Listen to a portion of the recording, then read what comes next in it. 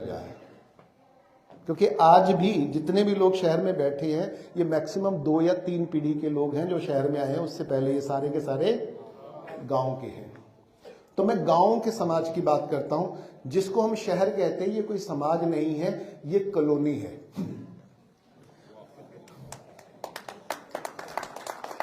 इसलिए इसमें से समाज के गुण ढूंढने जाओगे तो वो मिलेंगे नहीं। तो अगर समाज को परिभाषित करना है वो गांव से होगा। तो गांव में समाज का अर्थ होता है जहां 36 बिरादरी, 18 वर्ण, 72 कलाओं के जानकार एक साथ समन्वय से रहते हैं, वो समाज होता है। मेरी बात समझ में आई? समाज की परिभाषा क्या है? जहां 36 बिरादरी, 18 वर्ण, 72 कला और जिनको शास्त्रीय शब्दों में 4 वर्ण कह दिया जाता है, यही 4 वर्ण जब थोड़े फैलाए जाते हैं तो ये 18 निकलते हैं। इनको थोड़ा और सूक्ष्मता से फैलाते हैं तो ये 36 निकलते हैं। उनको और थोड़ा फैलाया जाता है तो ये 72 निकलते हैं। कला के रूप में ये 72 निकलते हैं, बिरादरी के रूप में ये 36 निकलते हैं, वर्ण के रूप में ये 18 निकलते हैं। और वो उपनिषदिक व्याख्या के रूप में मोटी मोटी कैटेगरी में 4 निकलते हैं। ये चारों अगर साथ में रहते हैं समन्वय के साथ तो समाज है। इसमें से एक की भी कमी है तो वो समाज नहीं बनता। मैं अपने गांव से मैं जानता हूं, हमारा गांव तकरीबन 150 साल पहले बसा था। हमारे गांव में एक भी, सारे के सारे केवल ब्राह्मण। तो मुझसे पूछते हो कि तुम्हारी जाति क्या है? मैं कहता हूं ब्राह्मण। गोत्र क्या है? मैं कहता हूं विशिष्ट। काम क्या करते हो? मैं क्या किसान। क्योंकि हमारे गांव में तो गांव में किसानी किसको करनी पड़ेगी? किसान को। अच्छा, तो मेरे पिताजी क्या काम करते थे? वो प्लम्बर थे। वो प्लम्बर का मतलब वो ट्यूबवेल भी लगाते थे, वो बोरिंग भी करते थे, वो पानी की व्यवस्था भी करते थे। तो वर्ण के रूप में मैं क्या हूं? ब्राह्मण। क्या यानी वर्ण के रूप में मैं ब्राह्मण हूं, राइट। समुदाय के रूप में क्या हूं? किसान, राइट। जाति कर्म यानी प्रोफेशन के रूप में क्या हूं? किसान। और कला के रूप में क्या हूं? प्लम्बर। यस और नो? तो हमारे ही गांव में एक दूसरा जो बाजू वाला परिवार है वो सेना में जाके भर्ती हो गया तो वो क्षत्रिय हो गया, राइट। हमारे गांव में एक व्यक्ति था जो कोई भी त्योहार आ जाता था तो गांव में तो त्योहार सबसे महत्वपूर्ण होता है। और गांव में क्या होता है कि किसी के जन्मदिन हो या शादी हो तो पूरे गांव को खाना खिलाया जाता था। क्या ये रिवायत आज भी नहीं है कि गांव में जब कोई त्योहार होगा तो सबको खाना खिलाया जाएगा और उसमें हर व्यक्ति को आमंत्रित किया जाएगा? यस और नो? होता था ना? तो हम सबको करते थे। अच्छा, खाना कौन बनाता था? बावर्ची। यानी कौन से? ध्यान से, अभी मैं बताता हूं। राज पुरोहित बनाता था खाना, ब्राह्मण खाना बनाता था। मालूम है आपको? तो जो राज पुरोहित है उसका काम होता था खाना बनाना, और परोसना किसका काम था? वो भी उसी का था। तो बड़े परिवारों में, राजाओं के परिवारों में जो उनका खानसामा होता था, जो उनका रसोइया होता था, वो कौन होता था? वो राज पुरोहित होता था, वो ब्राह्मण होता था। इसलिए जब वो खाना परोसता था तो पहले वो देखता था कि शुद्धि है, शुचिता है कि नहीं है। तो पहले उस पुरोहित का, उस रसोइये का पूजन होता था। यानी मेरे अंदर जो अनाज जाएगा वो भौतिक रूप से भी शुद्ध होना चाहिए, वो भावनात्मक रूप से भी शुद्ध होना चाहिए, वो सैद्धांतिक रूप से भी शुद्ध होना चाहिए। और जिस व्यक्ति को इसका पूरा ज्ञान है वही रसोइया बनने के लायक है। और आज आपको शायद नहीं पता, नॉर्थ इंडिया में सबसे ज्यादा जो रसोइये हैं वो हिमाचल के हैं। और वो जाति के कौन है? ब्राह्मण है। तो ये जितनी मोटी मोटी अर्थों में किताबों में लिख दिया गया है ना, वैसा नहीं है, वैसा नहीं है। तो समाज क्या है?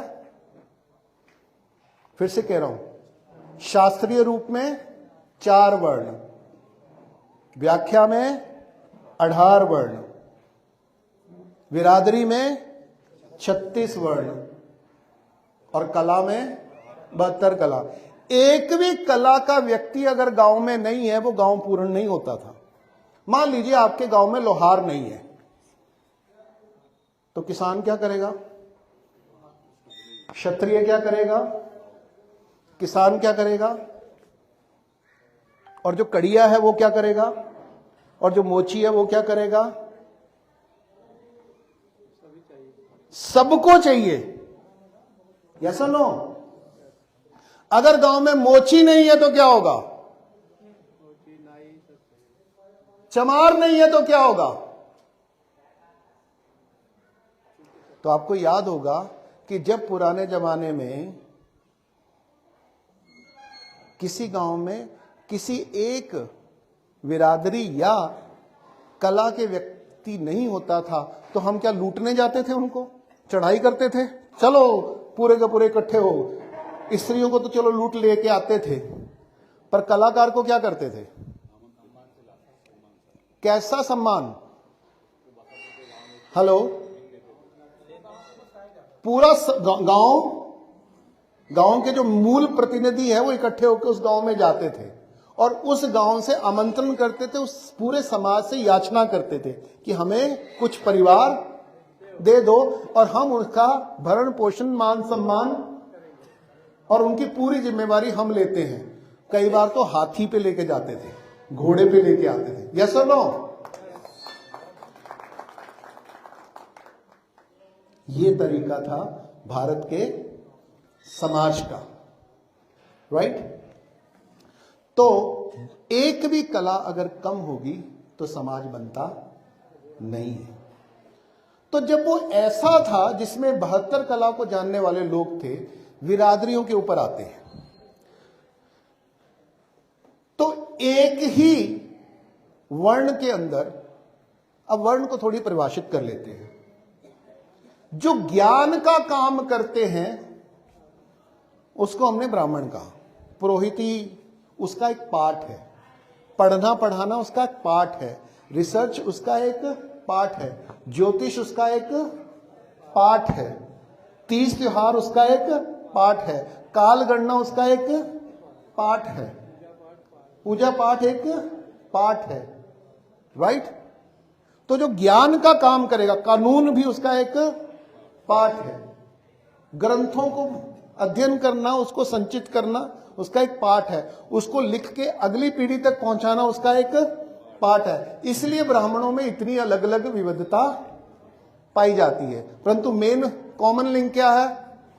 जो ज्ञान से अपना जीवन यापन और अर्जन करते थे, जो पूरे समाज में ज्ञान को पैदा करने का, ज्ञान को बांटने का, ज्ञान की रक्षा करने का, ज्ञान को सजोने का जो काम करेगा उसको हमने ब्राह्मण कहा।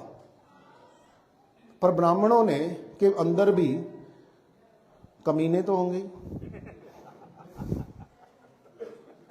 क्योंकि खेत में अकेली फसल थोड़ा उगती है, खरपतवार भी उगता है, और तो खरपतवार हर जाति में, हर संप्रदाय में उगेंगे। यस और नो? होंगे कि नहीं होंगे? अब वो किसी खरपतवार ने बोल दिया कि उसने क्या किया कि अपने जिम्मेवारी को सेकेंडरी कर दिया, अपने ओहदे को ऊपर कर दिया तो उसने बोल दिया कि जो ब्रह्म का ज्ञान रखता है वो ब्राह्मण। मैंने तो आज तक नहीं देखा अपने जीवन में एक भी ब्राह्मण होते हुए कि किसी को ब्रह्म का ज्ञान हो।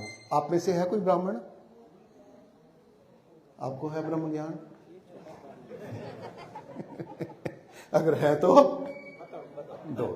हाँ, ज्ञान का काम करते हैं, कोई ना कोई ग्रंथ पढ़ते हैं, कोई वेदी होता है, कोई द्विवेदी होता है, कोई त्रिवेदी होता है, कोई चतुर्वेदी होता है, कोई ठाटापात होता है, कोई पुजारी होता है, कोई पुरोहित होता है, कुछ ना कुछ करते हैं। यहां तक कि खानसा में भी होते हैं, जैसे हिमाचल में होते हैं, उसको बोटी बोलते हैं, बर्तन भी उनके पास होते हैं। दूसरा, जो रक्षण का काम करे वो क्षत्रिय है। आप में से कितने मराठा हैं? आप वैश्य हो कि क्षत्रिय हो?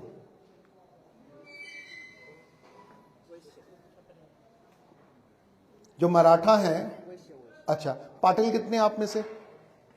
आप क्षत्रिय हो या वैश्य हो? चलिए दोनों में अंतर करता हूं। जो रक्षण का काम करे वो क्षत्रिय, और जो उत्पादन का काम करे वैश्य। और उत्पादन का काम करने वाला, जिसको 72 कलाओं में से कोई भी 1 से 2 कला आती हैं, वो वैश्य। राइट? अगर हम बोलेंगे कि किसान उत्पादक है तो लोहार क्या है, मोची क्या है, बढ़ई क्या है, प्रजापति क्या है, वो सब वैश्य है। तो 72 चमार भी वैश्य है, क्योंकि उसके बिना उत्पादन संभव नहीं है, वो उत्पादन में योगदान करता है।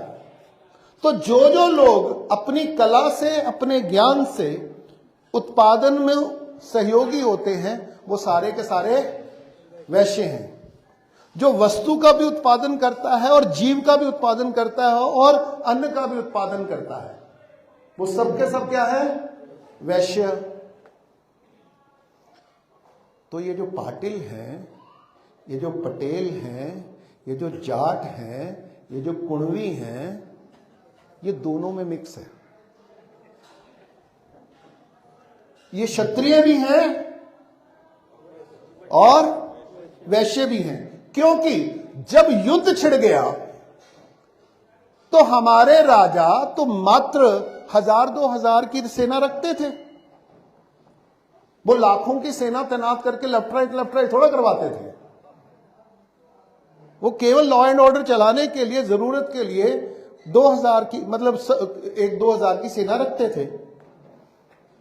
और जब युद्ध छिड़ता था तो एक बिगुल बजता था, गांव गांव तक मैसेज जाता था, और फटाफट सब लोग अपनी हल छोड़ के तलवार, भाला, घोड़ा उठाते थे और लाम होके चल पड़ते थे। यस और नो? यही नियम था ना? तो हम लोग क्षत्रियों की भूमिका में भी आते थे। परंतु हुआ क्या कि कालांतर में हमने केवल जो राजा वाले लोग हैं उनको ही क्षत्रियों में रख दिया, और जो बाकी लोग क्षत्रियों की भूमिका में आते थे जरूरत पड़ने पर, उनको भुला दिया। ये यहां से जातिवाद शुरू हुआ। अब मुझे बताइए, शूद्र कौन है? एनीवन? जो सेवा करके अपने जीवन का यापन करता है। राइट? सेवा करके। वो कोई उत्पादन नहीं करता, वो कोई ज्ञान अर्जन का काम नहीं करता, वो युद्ध लड़ने नहीं जाता, सुरक्षा का काम नहीं करता, परंतु वो सेवा का कार्य करके अपना अर्जन करता है। तो मुझे ये बताइए कि आज आप में से कितने गवर्नमेंट सर्वेंट हैं? आप अपना अर्जन किससे करते हैं? सेवा करके। तो आपको कौन से वर्ण में रखा जाए? मैं भी शूद्र हूं। जो सेवा करके अपने जीवन का यापन करे, वो किस में रखा जाता था? शूद्र में। तो सारे के सारे आज के पढ़े लिखे आईएएस, आईपीएस, जज, मंत्री, संतरी किस में आएंगे? हेलो, मैं भी शूद्र में आऊंगा। पर मैंने 2007 से अपनी सेवा के लिए कोई भी धन स्वीकार करना बंद कर दिया। इसलिए मैं अपने आप को कह सकता हूं कि मैं ब्राह्मण का काम अब कर रहा हूं। उससे पहले मैं शूद्र का काम करता था। शूद्र इसलिए नहीं कि बुरा है, उसका एक रोल है। तो हम शूद्र का काम कर रहे थे, राइट? और जब मैं कहता हूं कि मैं आईएएस आईपीएस को बनाने का काम करता रहा, तो मैं किसको पैदा कर रहा था? क्षत्रिय पैदा कर रहा था, शूद्र पैदा कर रहा था। तो प्रधानमंत्री किस में आएगा? महासेवक, प्रधान सेवक, मुख्य सेवक, ये सब शूद्र। मेरी बात समझ में आई? हमको अपनी समाज को फिर से खुल के अर्थ में देखना है या अनर्थ के तरीके से देखना है? जो किताबों में लिख दिया गया है वो क्या किया गया है? अनर्थ। हाँ, उसके हेतु को देखिए। तो हेतु को नहीं समझेंगे तो अर्थ समझ में नहीं आएगा। इसलिए जनता सरकार मोर्चा में असली खेती क्या है, असली राजनीति क्या है, असली पैसा क्या है, असली नीति क्या है, असली राष्ट्र क्या है, असली संस्कृति क्या है, असली पर्यावरण क्या है, असली जल जंगल जमीन और जानवर क्या है, असली कर्तव्य क्या है, उसको फिर से समझने का प्रयास है। और उसको स्थापित करने के का जो आह्वान है वो जनता सरकार मोर्चा है।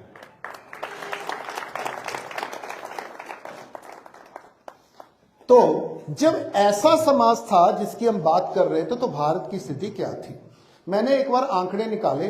आज मेरे पास लैपटॉप नहीं है, कल होगा तो मैं कल जरूर बताऊंगा। आज मैं सरसरी तौर पे बता रहा हूं कि दुनिया का इतिहास जब रिकॉर्डेड किया जाता है, भारत का इतिहास तो करोड़ों सालों से रिकॉर्ड किया जा रहा है।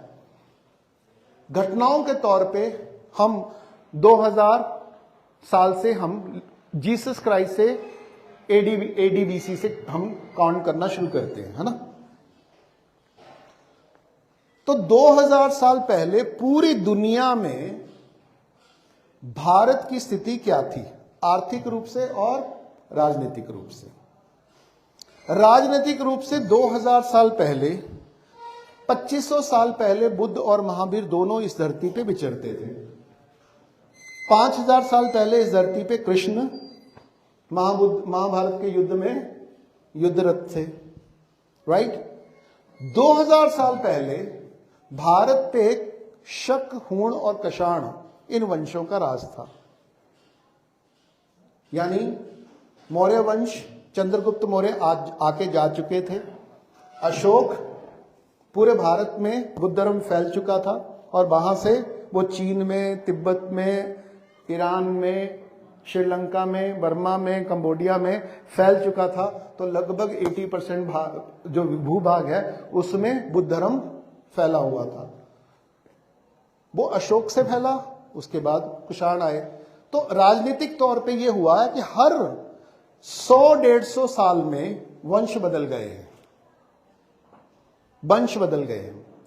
कभी यहां मौर्यों का राज था, कभी यहां गुप्तों का राज था, कभी यहां शकों का राज था, कभी यहां कुषाणों का राज था, कभी यहां जाटों का राज था, कभी यहां वर्धनों का राज था, कभी यहां पेशवाओं का राज था, राइट? तो राजा लगातार बदलते गए हैं और उनके धर्म भी बदले हैं। एग्जाम्पल के तौर पे चंद्रगुप्त मौर्य हमारे रिकॉर्डेड इतिहास के पहले महान चक्रवर्ती सम्राटों में मतलब मध्य भारत में माने जाते हैं। उनका धर्म क्या था? एनीवन? वो जैन थे। उन्होंने संधारा करके 42 साल की उम्र में अपने प्राण त्याग दिए। वो जैन थे। उनके जो पुत्र थे बिंदुसार, वो क्या थे? वो हिंदू थे, हिंदू थे। उनका जो पुत्र है अशोक, वो कौन है? यानी एक ही परिवार में 3 पीढ़ियों में 3 अलग अलग धर्म हैं। ऐसा केवल मौर्य वंश में हुआ है? हेलो, ऐसा केवल मौर्य वंश में हुआ है? हेलो, कि ज्यादातर वंशों में हुआ है? क्योंकि भारत में जो धर्म है, नीति एक सी है, रीति रिवाज, इष्ट देव बदलते रहे हैं, परंतु नीति शील सब में एक सा है, सत्य अहिंसा एक सा है, यम नियम एक से हैं। यस और नो? वो हिंदुओं में भी वही है, वो बौद्धों में भी वही है, वो जैनों में भी वही है, परंतु उनके पूजा आचरण, देवालय और इष्ट देव बदलते रहे हैं। उसके बाद अगर हम आर्थिक रूप से, तो इतिहास ये कहता है कि भारत में धर्म बदलते रहे हैं। एक ही वंश में कई धर्म अनुयायी रहे हैं। आज आप मणिपुर में चले जाओ, मणिपुर जिस भी कारण से आज फेमस है उसको हम बाद में बात करेंगे। मणिपुर के आप आदिवासियों में घूमो ना, वहां पे उनको बोलो कि तुम्हारा धर्म क्या है, कहता कल मैं बुद्धिस्ट था, आज क्रिश्चियन हूं। हेलो, कल मैं बुद्धिस्ट था, आज मैं क्रिश्चियन हूं। 3 दिन बाद मिलो, आज मैं फिर हिंदू हो गया। जिस पार्टी के लोग जितना मर्जी बड़ा प्रलोभन लेके चले जाते हैं, वो प्रलोभन ले लेते हैं। प्रलोभन कभी धर्म के नाम से जाता है, कभी 5 किलो अनाज के नाम पे जाता है, कभी राम मंदिर के नाम से जाता है। ये प्रलोभन है और ये कभी टिकते नहीं है, और उनको भी पता है। पर कहते कि मूल कौन हो तुम? वो कहता मूल तो मैं आदिवासी हूं, मूल तो मैं मूलवासी हूं। तो इसलिए वो ऊपर का मुखौटा, ऊपर की टोपी बदल लेते हैं, परंतु अंदर से उनका मूल मौलिक वैसा का वैसा रहता है। यस और नो? ये भारत की बड़ी खूबसूरती है। ये टेम्परेरी चीजों को टेम्परेरी महत्व देते हैं। राइट? ये सनातन वस्तुओं को सनातन महत्व देते हैं। राइट? तो जो राष्ट्र हुआ करते हैं वो सनातन नियमों के ऊपर चलते हैं, और जो देश हुआ करते हैं वो टेम्परेरी नियमों के ऊपर चलते हैं। राइट? तो उस समय जब भारत का गांव, इसलिए हम क्या करेंगे, अगर भारत को पहचानना है, ये धर्मों को साइड में रखना पड़ेगा। क्योंकि धर्म परमानेंट में आएंगे या टेम्पररी आएंगे? हेलो, ये सनातन में आएंगे? जिसको सनातन सनातन कह रहे हैं वो सनातन में आएंगे? तो सनातन में क्या आएगा?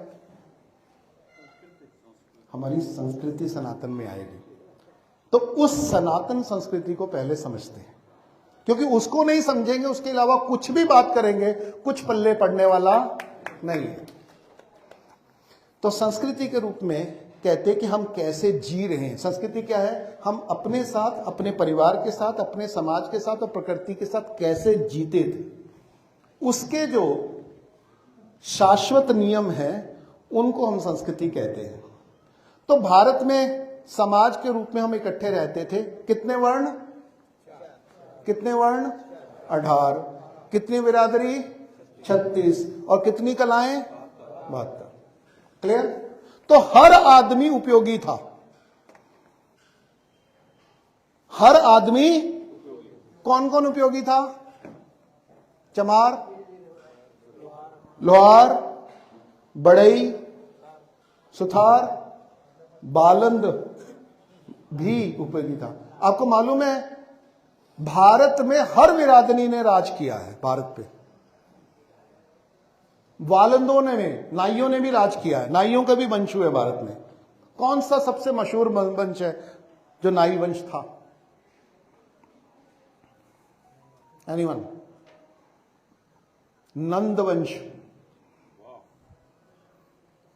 नंदवंश जिससे डर के सिकंदर भी वापिस हो गया था, वो नाइयों का वंश था। वो नाइयों का वंश था। तो भारत में चौहानों का राज हुआ है, परमारों का हुआ है, सोलंकियों का हुआ है, चौधरियों का हुआ है। आज किसमें गिनते हो उनको? आज वो एससी एसटी में आते हैं, यस और नो? आज ओबीसी में आते हैं, यस और नो?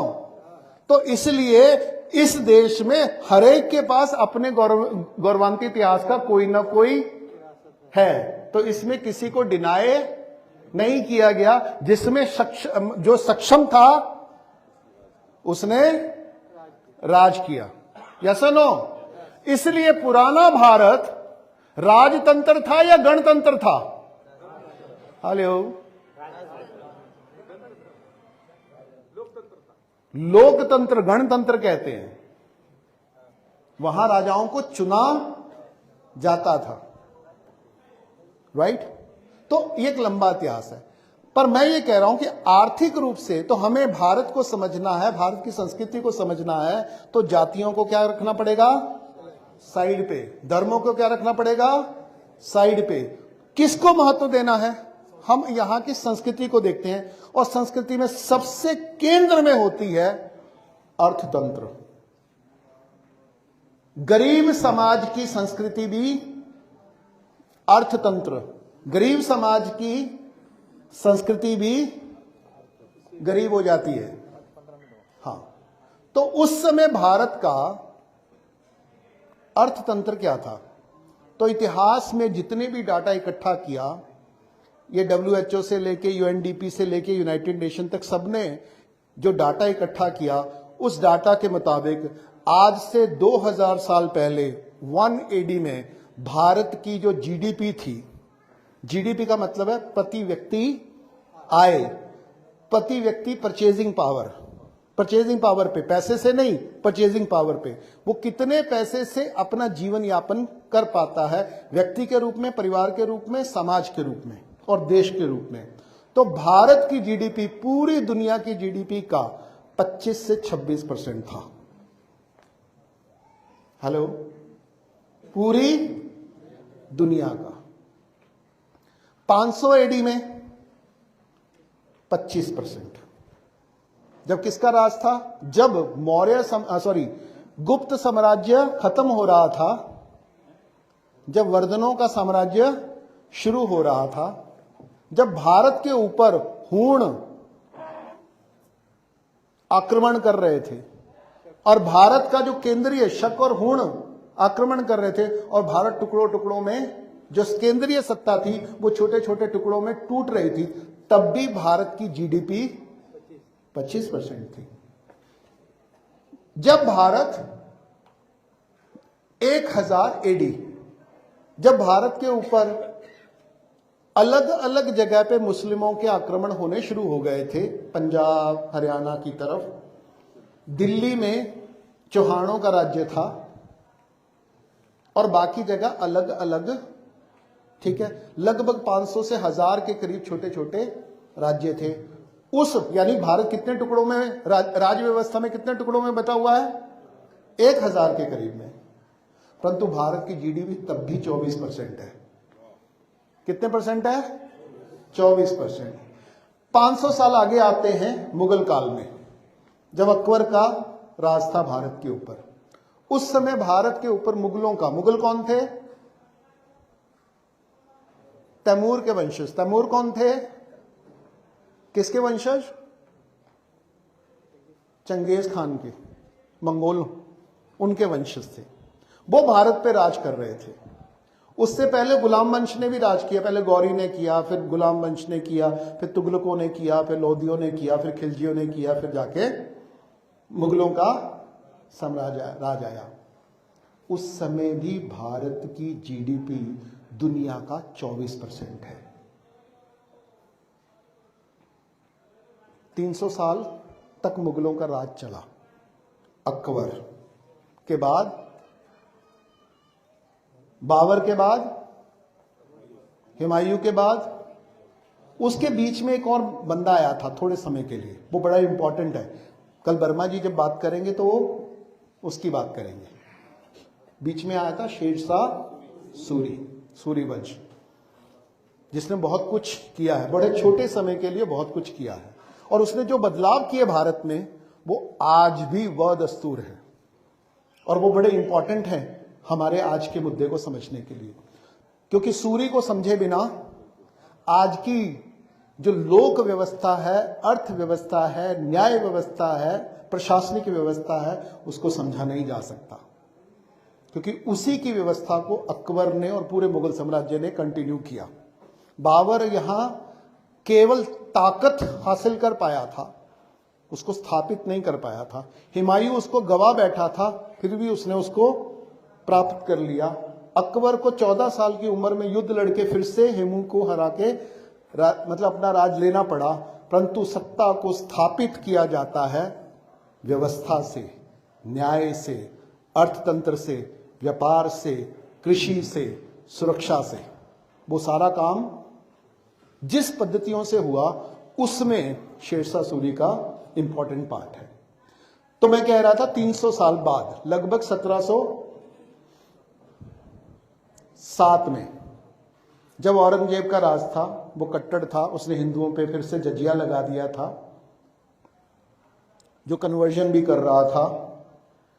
तब शिवाजी यहां लड़ रहे थे, उधर बंदा सिंह बहादुर लड़ रहा था,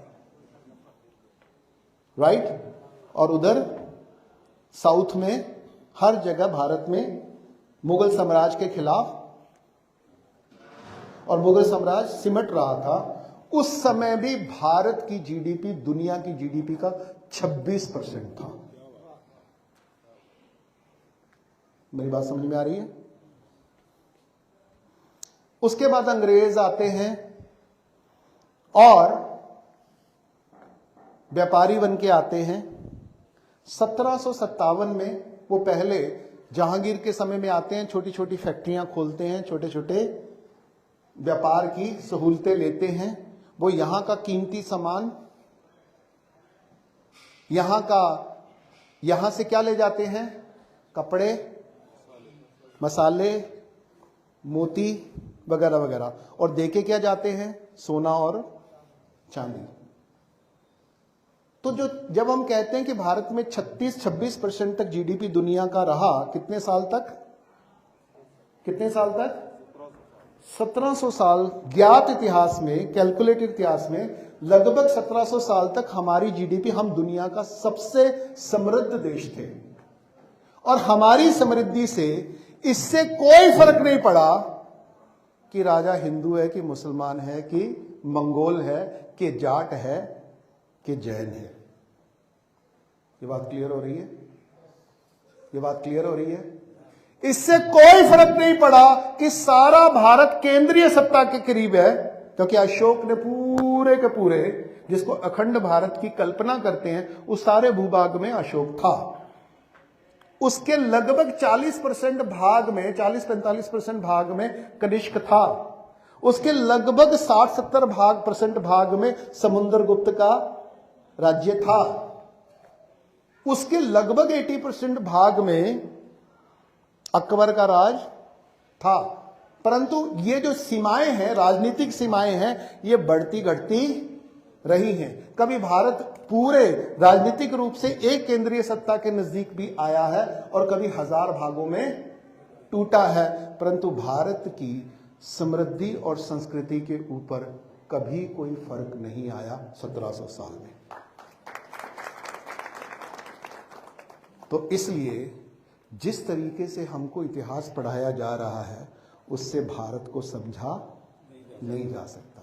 तो भारत को समझना है वो कौन सी व्यवस्था थी जो राजा बदलने से कोई फर्क नहीं पड़ता, आक्रमणकारी आने से उसको कोई फर्क नहीं पड़ता, चक्रवर्ती आ जाए तो कोई फर्क नहीं पड़ता, धर्म कोई भी आ जाए तो उसको कोई फर्क नहीं पड़ता।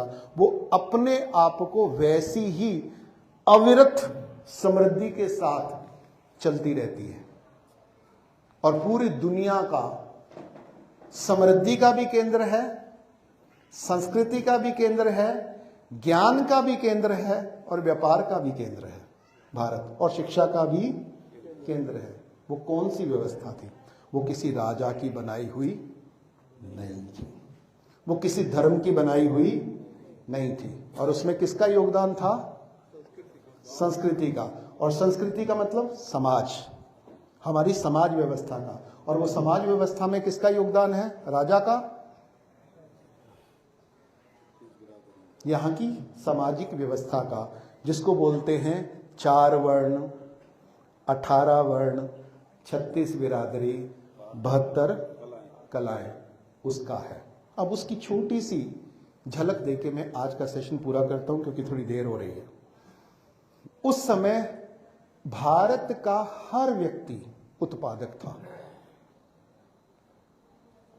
क्योंकि उनको कलाएं आती थी। हर व्यक्ति को कम से कम 2 कलाएं आती थी।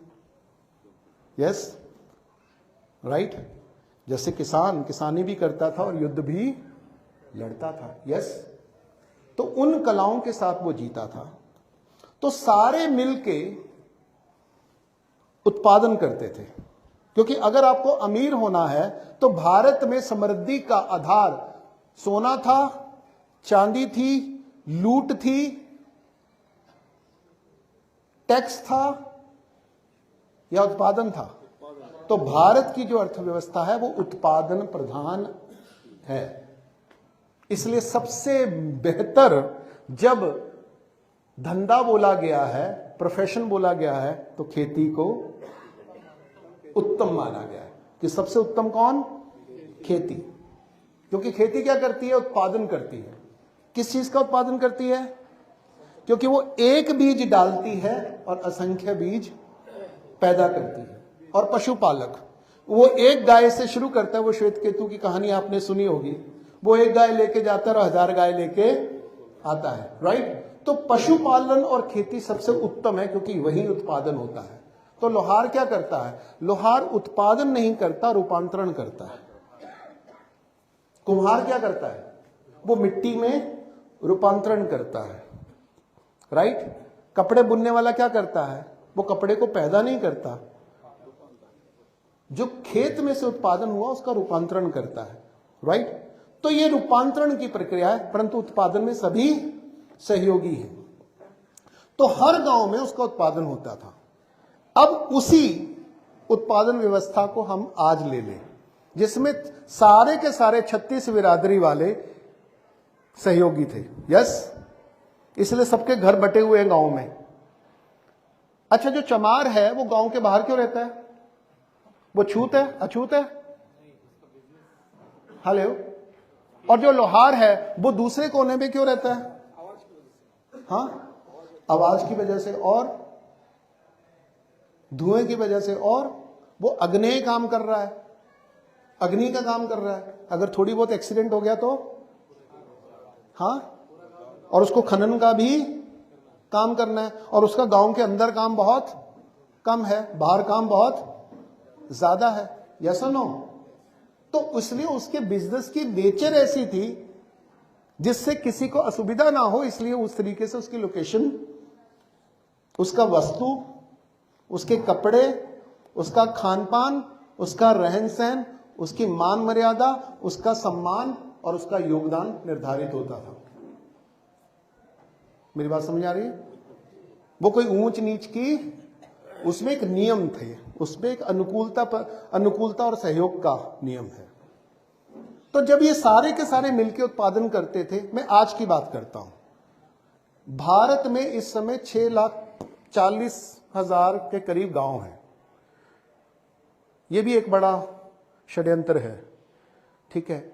मनरेगा में देखोगे तो 10 लाख गांव हैं, स्वच्छ भारत में देखोगे तो 6 लाख गांव हैं, दूसरी योजना में देखोगे तो 5 लाख गांव हैं, इलेक्शन कमीशन में देखोगे तो कितने गांव हैं। तो अलग अलग आलोचना में अलग अलग गांव की संख्या है, और पूर्ण तौर पे निश्चित रूप से कितने गांव हैं वो भारत में किसी को पता नहीं है। ये मैं प्रशासनिक डाटा को जानने के कारण कह रहा हूं। और इसमें क्या है, ये ना होना, ये बहुत बड़ी अनुकूल व्यवस्था है। किसके लिए? सेवाधारी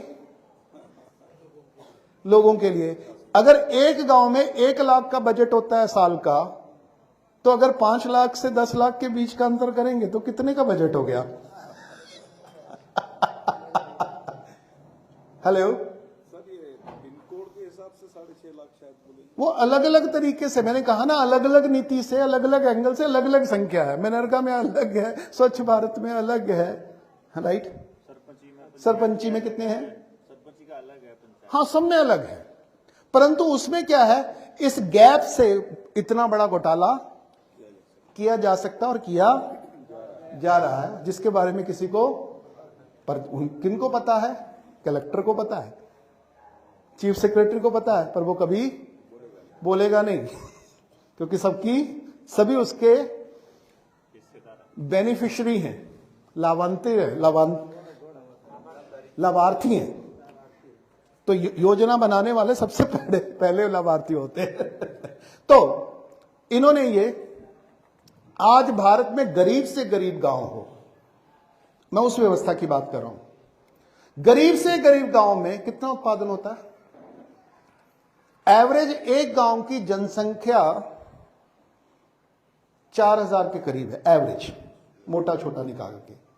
तो एक गांव की सारी जरूरतों को अगर रखें, रोटी कपड़ा और मकान की, तो गांव में कितना उत्पादन होता है गांव की जरूरत से? 1 गुना, 2 गुना, 3 गुना, 4 गुना, 5 गुना, 10 गुना, कितना उत्पादन होता है? हेलो, तो आज भी भारत का कोई गांव ऐसा नहीं है जहां उसकी जो मौलिक वस्तु की जरूरत का 10 गुना से ज्यादा कम हो। तो भारत गरीब है कि समृद्ध है? हेलो, भारत गरीब है कि समृद्ध है? ये तब भी समृद्ध था, ये आज भी समृद्ध है।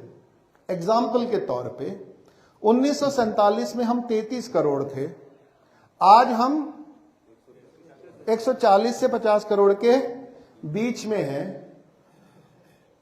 42 में अकाल पड़ा, 15 करोड़ के करीब लोग मरे। ऐसा वो कहते हैं, ऐसा उनका मीडिया भी कहता है। और ऐसा जो अकाल था वो पंजाब में नहीं पड़ा था, वो बंगाल में पड़ा था। परंतु बंगाल में जो पड़ा था, और ये भी कहते हैं कि जब बंगाल में अकाल पड़ा तो उस वर्ष रिकॉर्ड प्रोडक्शन हुआ था, रिकॉर्ड प्रोडक्शन हुआ था, यानी वस्तु की कोई कमी नहीं थी। उस समय विश्व युद्ध छिड़ चुका था और अंग्रेजों ने सारा का सारा अनाज इकट्ठा किया, ले गए अपने सैनिकों को खिलाने के लिए, और यहां लोगों को भूखा मर गए। और हमारे इतिहास के किसी इतिहासकार ने उसको, हम गांधी की बात करेंगे, जैसे कोरोना का सच किसी ने नहीं लिखा। यानी भारत में इतने बड़े बड़े क्राइसिस हुए हैं, असली क्राइसिस किसी ने नहीं लिखे। और जो टेम्परेरी घटना थी कि गांधी ने सुभाष चंद्र बोस को ना अध्यक्ष नहीं बनने दिया, बस, राइट। गांधी करो या मरो बोलता था, मरो या मारो नहीं बोलता। मरो या मारो देता तो हम 42 में आजाद हो गए होते। इन बातों के ऊपर हम बहस करेंगे, पर 15 करोड़ लोग बिना भोजन के मर गए, उसकी कोई मार दिए गए, जानबूझ के सोच समझ के मार दिए गए। और जो लोगों ने उस समय मारे वो आज भी मार रहे हैं हमास को, ये वही लोग हैं। ठीक है, तो आपको काबा वालों को समझना है या चर्च वालों को भी समझना पड़ेगा? काबा वालों की चर्चा तो बहुत है, चर्च वालों की चर्चा कहीं नहीं है। तो आज अगर आपको भारत को समझना है तो चर्च वालों को, वहां चर्च धर्म के रूप में नहीं, वहां एक साम्राज्यवादी ताकत के रूप में उसको समझना पड़ेगा। वो धर्म का उससे लेना देना नहीं है। तो मैं ये कह रहा था कि गरीब से गरीब गांव में भी 10 गुना से ज्यादा उत्पादन होता था। वो सारा का सारा उत्पादन गांव के लोग इस्तेमाल कर लेते थे, राइट। तो गांव का उत्पादन कैसे होता था? तो गांव में जो उत्पादन होता था, 10 गुना उत्पादन होता था, उसका हम क्या करते थे? हम उसको बेचते थे। हेलो, बेचते थे? क्या करते थे? तो किसान क्या करता था? अपने हिस्से का अनाज रख लेता था। तो बढ़ई को इतना जाएगा, सुनार को इतना ही जाएगा, जुलाहे को इतना जाएगा, ब्राह्मण को इतना जाएगा, गरीब को इतना जाएगा। अगर कोई गांव में स्त्री है, उसका कोई पालक पोषक नहीं है, तो उसको भी कितना जाएगा? उसका भी भाग तय था। यस और नो?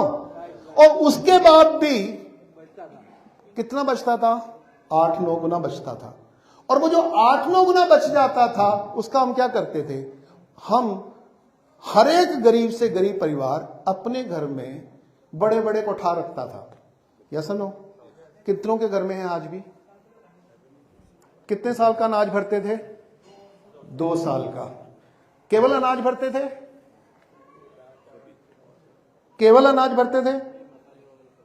मसाले, दालें, तेल, और क्या भरते थे? दाल चावल के अलावा और क्या भरते थे? अरे भाई, औषधियां भी भरते थे। यस और नो? औषधियां भी भरते थे। हम इतने समृद्ध थे कि हमारे हर घर में कम से कम 2 साल का अनाज, दवाइयां, शिक्षा और स्वास्थ्य सुनिश्चित था। यस और नो? और फिर भी हमारे पास 7-8 गुना बचता था। उसका क्या करते थे? उसमें एक राजा का भाग दे देते थे। राजा कितना भाग लेता था? 5%, 10%, 20%, 20% तक लिया गया है। आमतौर पे 5 से 16% के बीच में रहता था। फिर भी क्या होता था? बचता था। राजा क्या करता था? उसको बेच खाता था?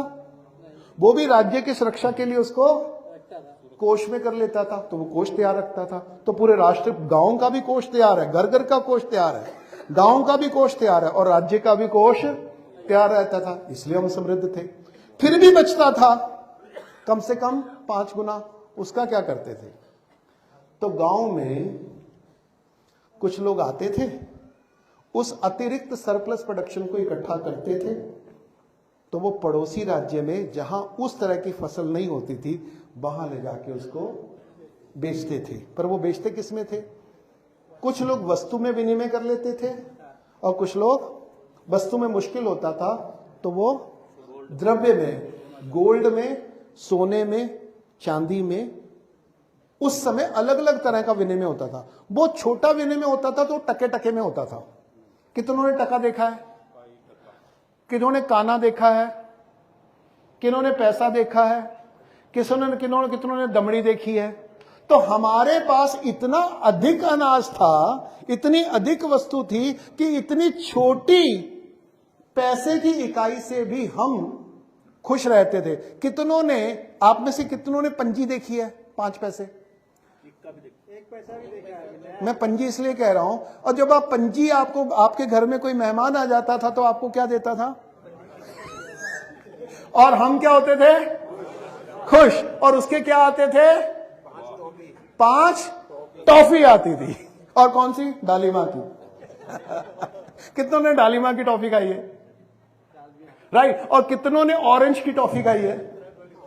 और कितनों ने वो क्या होते हैं, वो फुग्गे होते हैं, पेपरमेंट भी खाते हैं। और फूकनी, वो कितने ने खाई है? और कितनों ने वो क्या बोलते हैं उसका, ऑरेंज। और कितनों ने वो क्या होता था, बर्फ का गोला खाया है, वो भी 5-6 रुपए का। तो आप कल्पना तो करो हम लोग कितने अमीर थे कि हमारी पंजी भी इतना उपलब्ध करवाती थी, क्योंकि पंजी का मूल्य लगाने के लिए उतने गुना उत्पादन होना जरूरी था। और वो उत्पादन हमारे गांव का हर गांव कर रहा था। 1 पैसा होता था छोटा, 1 पैसे की भी वस्तु आती थी जी। नया 1 पैसा, नया 1 पैसा भी होता था, फिर आना भी होता था। फिर 25 पैसे को क्या बोलते थे? 4 आना। तो इतनी सारी यूनिट हमारे पास होती थी। वो हमारी, कुछ लोग बड़ी यूनिट के ऊपर गर्व करते हैं, हम छोटी यूनिट के ऊपर करते हैं, क्योंकि हमारी परचेजिंग पावर, पैसा निर्धारित नहीं करता, उत्पादन निर्धारित करता है। यस और नो? तो भारत की समृद्धि का राज भारत का पैसा है या उत्पादन है? तो हम उत्पादन की अर्थव्यवस्था है। फिर ये जो व्यापारी आता था, वो सरप्लस प्रोडक्शन ले जाता था, गांव में लेन देन होता था, वो पंजी में होता था, वो दुक्की में होता था, वो कान्ने में होता था, वो दमड़ी में होता था, वो 4 पैसे में होता था, वो 4 आने में होता था, इसमें होता था। बस इतना ही चाहिए होता है। यस, इसलिए ज्यादातर लोगों के पास घर में पैसा, तो हम गरीब थे या हमको जरूरत नहीं थी? तो अमीर होने का मतलब पैसे का ना होना है या पैसे की जरूरत ना होना है? तो अभाव से अभाव की जो मुक्ति है कि हमें कोई अभाव ही नहीं है, ये अमीरी है भारत की। ये अमीरी है भारत की, ये समृद्धि है, ये समाज है हमारा, जो अंग्रेजों को नहीं समझ में आ सकता, जो आज के अर्थशास्त्रियों को, हमारे वर्मा जी कहते हैं अनर्थशास्त्रियों को समझ में नहीं आता। या फिर ऐसा कह लीजिए उनको समझ आ गया। नहीं, उनको नहीं समझ में आया। अगर उनको समझ में आता तो उन्होंने भी समृद्धि से जीना शुरू कर दिया होता। उन्होंने नहीं किया, इसलिए नहीं समझ में आया। तो ये जो व्यापारी था, वो उसको जब दूसरे देश में लेके जाता था, तो उसको कभी चांदी के साथ, कभी सोने के साथ करता था। तो वस्तु जाती थी, ढाके की मलमल जाती थी, हमारे तराजू जाते थे, हमारे बर्तन जाते थे, हमारे हथियार जाते थे, हमारे मोती जाते थे, हमारे वस्त्र जाते थे, क्योंकि हर गांव में हर चीज का उत्पादन था। हर गांव में हर चीज का उत्पादन था, क्योंकि खेती तो सिर्फ और सिर्फ 10% लोग करते थे, 90% लोग तो किसी ना किसी इंडस्ट्री में थे। हर घर में कोई ना कोई इंडस्ट्री थी, हर घर में कोई ना कोई कला और उत्पादन था। ये भारत की संस्कृति है, ये भारत की समाज व्यवस्था है, ये भारत की अर्थव्यवस्था है। अब वो जो व्यापारी उसको लेके गया, वो वहां को वस्तु देके आया, पर वहां से क्या लाया? सोना और चांदी। अगर भारत को आप देखें तो पूरे भारत भूभाग में सोने की खाने केवल गोलकुंडा में थी, और वो भी, उसको भी खत्म हुए कई सेंचुरीज हो चुकी। तो फिर भी भारत में इतना सोना कहां से आया? कितने मंदिर आज भी भरे पड़े हैं, चाहे पद्मनाथ भरा हो, चाहे पुरी का भरा हो, चाहे कितने भी मठ हैं, ठीक है। आज भी अंग्रेजों ने गिनती कर रखी है कि 2000 साल हो गए इस देश को सोना लूटते हुए, पर यहां का सोना खत्म नहीं हो रहा। और अभी जो अंतिम सोना बाकी है, उसकी गणना कर रखी है, 25,000 टन अभी भी बाकी है। अमेरिका के पास 8,120 टन है, इंग्लैंड के पास 5700 टन है, रशिया के पास लगभग 4000 टन है, और इन सब का टोटल कर लिया जाए उससे 3 गुना भारत में है। आया कहां से? आया कैसे? इसलिए आया कि जब ये व्यापारी चलते थे, ये पूरी दुनिया में व्यापार करते थे, और वहां से व्यापार से सोना लाते थे, और उस सोने का वो क्या करते थे? उस सोने से ये निर्माण कला करते थे, वो मंदिरों में जमा करते थे। इसलिए भारत का जो सारे के सारे सोने के भंडार हैं, वो राजाओं के पास नहीं हुआ करते थे, यहाँ के मंदिरों के पास होते थे, क्योंकि हमारे बैंक हमारे मंदिर थे। इसलिए जब मंदिर तोड़ा जा रहा है, वो मंदिर नहीं तोड़ा जा रहा, बैंक लूटा जा रहा है। क्योंकि आधी बात बताएंगे तो पूरी बात समझ में नहीं आएगी। इसलिए हिंदू राजा भी दूसरे राज्य में जाके हिंदू मंदिरों को तोड़ा और लूटा करते थे। शिवाजी ने भी कुछ तोड़े हैं, परंतु वो मंदिर के लिए नहीं, किसके लिए? प्रजा के लिए। क्योंकि वहां क्या है? धान्य है, धन और धान्य दोनों स्टोरेज है, वो बैंक है। मंदिर की आड़ है, बैंक है वहां पे। तो वो जो पूरी दुनिया का जो दौलत है, वो इस देश को, पूरी दुनिया को लूटे बिना, तोड़े बिना, नरसंहार करते हुए, उनको समृद्ध देते हुए, उनकी वस्तु, जिनकी उनको जरूरत है हम उनको दे रहे थे, और जिनकी हमको जरूरत थी हम ला रहे थे। तो ये जो सह अस्तित्व का, संतुलन का, सहयोग का, इस तरीके से भारत ने आक्रमण करने की जरूरत ही नहीं पड़ी, क्योंकि जो चाहिए था वो हमको मिल रहा था, और भारत का मान सम्मान भी लगातार बना रहा। राइट, ये व्यवस्था थी। और इस व्यवस्था को कोई अंग्रेज, इस व्यवस्था को कोई मंगोल नहीं तोड़ पाया, कोई मुसलमान नहीं तोड़ पाया, कोई मक्का मदीने वाला नहीं तोड़ पाया, कोई शक हूण कशान नहीं तोड़ पाया। ये व्यवस्था कब टूटी? जब अंग्रेज, और जब अंग्रेज भारत में आए तो अंग्रेजों ने भारत में क्या तोड़ा, और अंग्रेजों के आने के बाद भारत ने क्या खोया। और जो काले अंग्रेज आए, जो 1947 में आए, कभी धर्म निरपेक्षता के नाम पे आए, कभी मुस्लिम अपीसमेंट के नाम पे आए, कभी मंडल के नाम पे आए, कभी कमंडल के नाम पे आए, कभी हिंदू धर्म के नाम पे आए, कभी विश्व गुरु के नाम पे आए।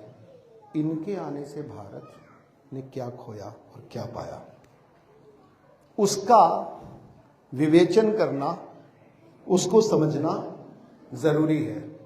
और जनता सरकार मोर्चा इन सब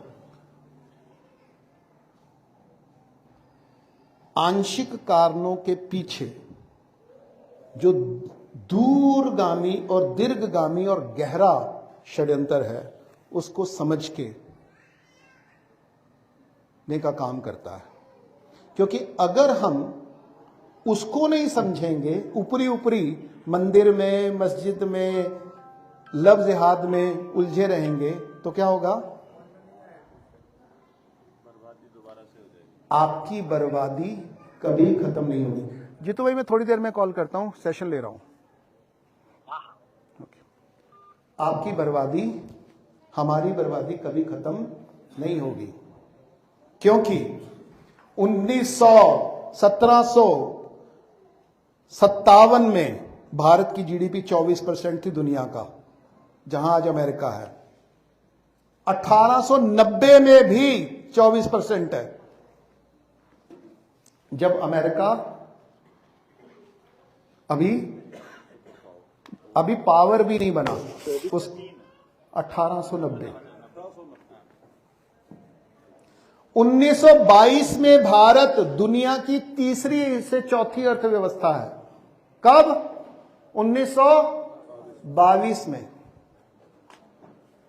16 अगस्त 15 नहीं, 16 अगस्त 1947 को भी भारत दुनिया की 5वीं छठी अर्थव्यवस्था है, जिसका आज हम दंभ भर रहे हैं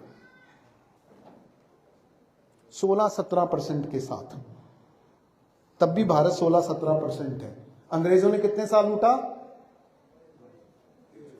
परंतु 15 अगस्त 1947 को एक ही दिन में भारत की जीडीपी 16% से गिर के 0.3% तक रह गई। उसके बाद हमको 1962 तक अनाज बाहर से मंगवाना पड़ा। 71 में 65-66 में शास्त्री जी को कहना पड़ा जय जवान जय किसान, कि आज हम अनाज बाहर से नहीं मंगवाएंगे, भूखे रह लेंगे परंतु किसी के ऊपर आश्रित नहीं रहेंगे। तब भारत ने टर्न अराउंड किया। आज हम 150 करोड़ हैं, तब हम 33 करोड़ का पेट भरने लायक नहीं थे। आज हम 150 करोड़ हैं, और हमारे 5 साल पहले तक, आज नहीं, आज 5 साल पहले तक हमारे अनाज भंडार में 150 करोड़ लोगों के लिए 2.5 साल का अनाज सुरक्षित था। अभी हमने टर्न अराउंड किया नहीं है, करना शुरू किया है। आज हम दुनिया की चौथी और 5वीं अर्थव्यवस्था हैं, सिर्फ 3% के साथ। कितनी है आपकी जीडीपी? आपको यह तो बताया जाता है भारत दुनिया की तीसरी चौथी अर्थव्यवस्था हो गया, आपको यह नहीं बताया जाता 3% हो। पॉपुलेशन 15% है, यानी 15 लोगों को दुनिया की 3 ही रोटियां इस पे गुजारा करना पड़ रहा है, और हम उसको वर्चस्व नहीं है, और हम 5 ट्रिलियन की इकोनॉमी बनने जा रहे हैं। उसमें से 4 ट्रिलियन 10 लोगों के पास, और 4 ट्रिलियन केवल 10 लोगों के पास है। तो भारत नहीं अमीर हो रहा है, भारतीय नहीं अमीर हो रहे हैं, केवल 100 लोग अमीर हो रहे हैं। भारत का 80% प्रॉफिट केवल 10 कंपनियों के पास है, और उनमें से एक भी वो नाम का भारतीय है, वो कब उड़ जाएगा झोला उठा के, आपको भरोसा नहीं है। इस पूरे के पूरी बात को जितना बड़ा खतरा, इसके साथ मैं आज का सेशन खत्म करता हूं, जितना बड़ा खतरा मुगल नहीं थे,